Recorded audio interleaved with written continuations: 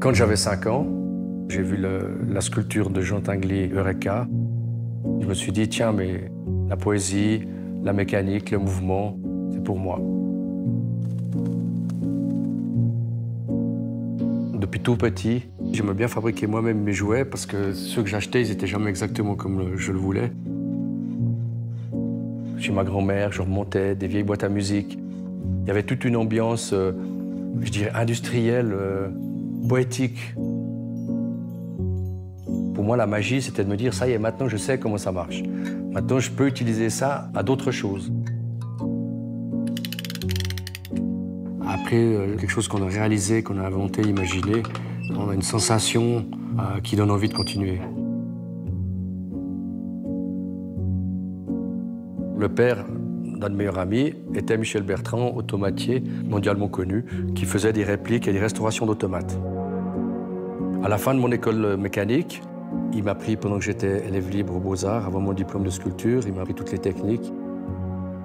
Et ensuite, en 1983, j'ai décidé d'ouvrir mon atelier pour réaliser mes propres automates avec mon style et puis mes idées personnelles.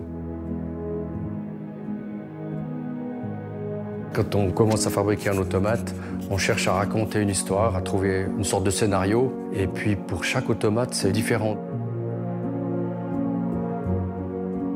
Dans la mécanique, il n'y a pas 15 000 choses à inventer. Il y a des engrenages, des cames, des vis sans fin, des remontages, des ressorts. Mais après, qu'est-ce qu'on fait avec ça? Là, c'est illimité.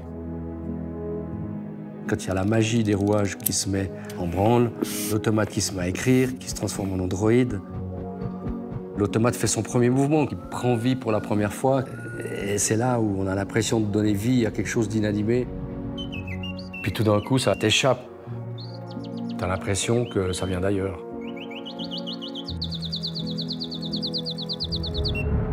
Mes sources d'inspiration proviennent souvent de la peinture, notamment la peinture expressionniste, Munch, Magritte aussi, les surréalistes.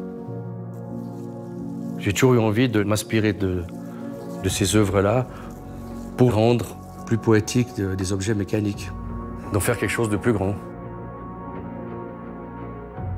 Lorsque je montre un automate à des gamins de Singapour ou de Bahreïn ou au Japon, et qu'il y a la même fascination dans leurs yeux que moi j'avais quand j'étais petit, c'est comme si les automates avaient un langage universel.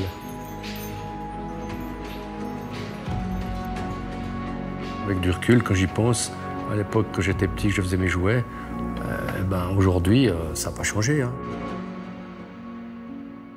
Je suis toujours en train de faire mes jouets.